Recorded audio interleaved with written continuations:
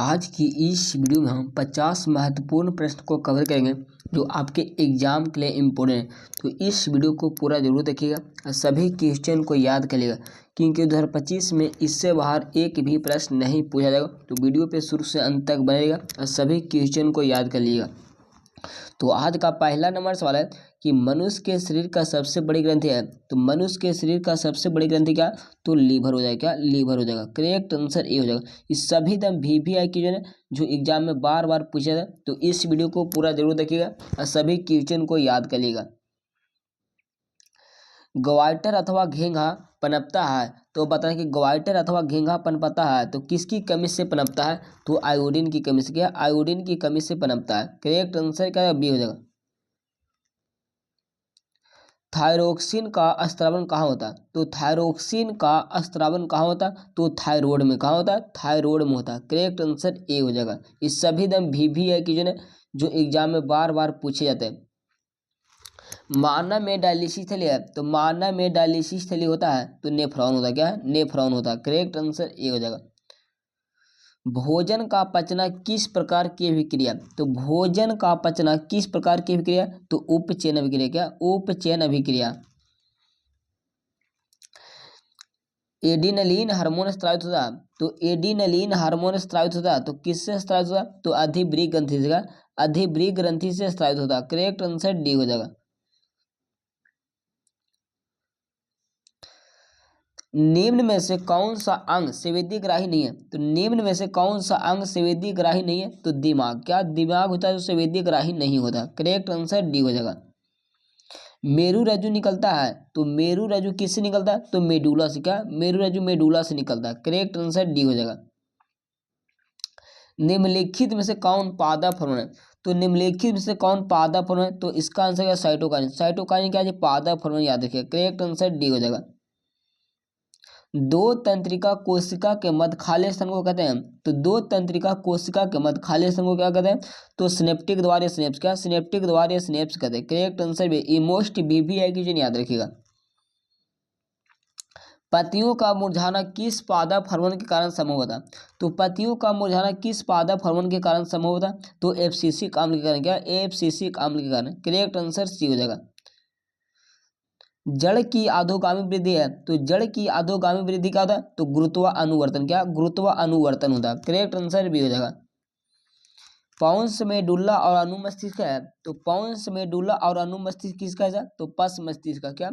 पस मस्तिष्क का हिस्सा। याद रखिए। करेक्ट आंसर सी हो जाएगा। इस सभी दम VVI की जो एग्जाम में बार बार पूछे जाते हैं। निम्नलिखित में से कौन अनैच्छिक क्रिया नहीं है? तो अनैच्छिक क्रिया नहीं है तो ऐच्छिक क्रिया कौन है जी?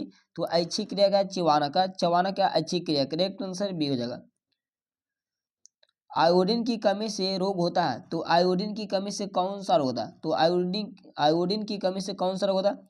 तो घेंघा रोग। क्या? घेंघा रोग होता है। करेक्ट आंसर ए हो जाएगा।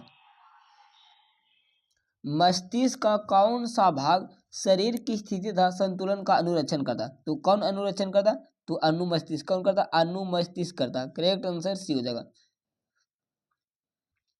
पादप हार्मोन साइटोकाइनिन सहायक है। तो पादप हार्मोन साइटोकाइनिन सहायक है तो किसके लिए सहायक होता है? तो प्ररोह का अग्रभाग की लंबाई की वृद्धि के लिए। करेक्ट आंसर ए हो जाएगा। क्या? करेक्ट आंसर ए हो जाएगा।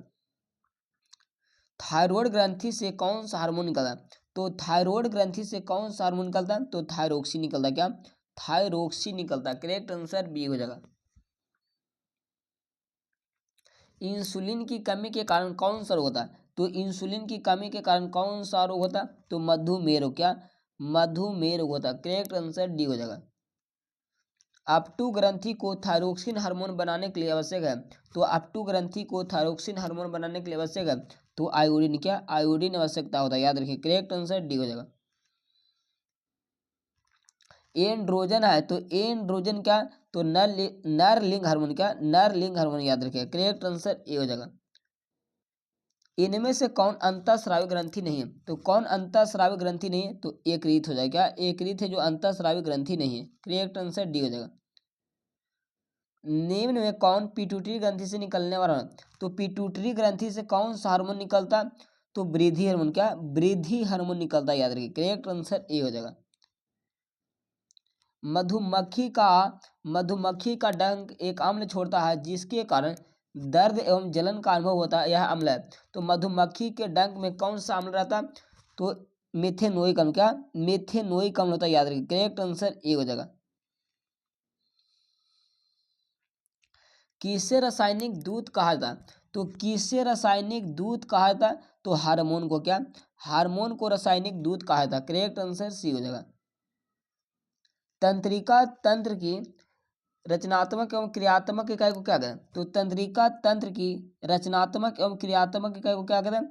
तो न्यूरॉन कहते हैं। क्या? न्यूरॉन कहते हैं। करेक्ट आंसर बी हो जाएगा। शरीर का संतुलन बनाए रखता है। तो शरीर का संतुलन बनाए रखता है तो कौन बनाए रखता है? तो सेरिबेलम। कौन? सेरिबेलम बनाए रखता है। करेक्ट आंसर ए हो जाएगा। किशोरावस्था में होने वाले शारीरिक परिवर्तन का कारण है। तो शारीरिक परिवर्तन का कारण क्या? तो टेस्टोस्टेरोन और एस्ट्रोजन। क्या? टेस्टोस्टेरोन और एस्ट्रोजन दोनों हो जाएगा। Correct answer D. ए और बी दोनों हो जाएगा। करेक्ट आंसर डी हो जाएगा। निम्नांकित में कौन पादप हार्मोन नहीं है? तो बताना कि निम्नांकित में कौन पादप हार्मोन नहीं है? तो ऑक्सीटोसिन। क्या? ऑक्सीटोसिन पादप हार्मोन नहीं है। क्या? ऑक्सीटोसिन पादप हार्मोन नहीं है। करेक्ट आंसर डी हो जाएगा। पौधों और पशुओं की कोशिका एवं कोशिका का वैज्ञानिक अध्ययन कहलाता है। तो बताना है कि पौधों और पशुओं की कोशिकाओं का वैज्ञानिक अध्ययन कहलाता है। तो क्या कहलाता है? तो कोशिका विज्ञान। क्या? कोशिका विज्ञान कहलाता है। करेक्ट आंसर बी हो जाएगा। मानव शरीर में सबसे लंबी कोशिका है। तो मानव शरीर में सबसे लंबी कोशिका कौन है? तो न्यूरॉन हो जाएगा। क्या? न्यूरॉन, जिसको हम तंत्रिका कोशिका बोलते हैं। करेक्ट आंसर सी हो जाएगा। टेस्टोस्टेरोन स्रावित होता है। तो टेस्टोस्टेरोन स्रावित होता है तो किससे स्रावित होता है? तो वृषण से। क्या? वृषण से स्रावित होता है। करेक्ट आंसर ए हो जाएगा।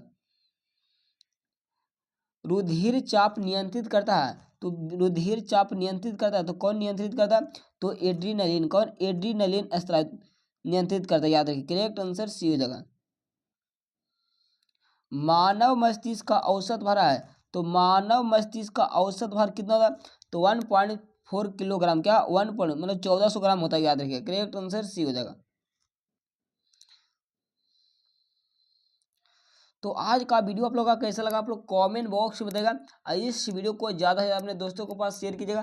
तो आज के लिए इतने ही। जय हिंद, वंदे मातरम।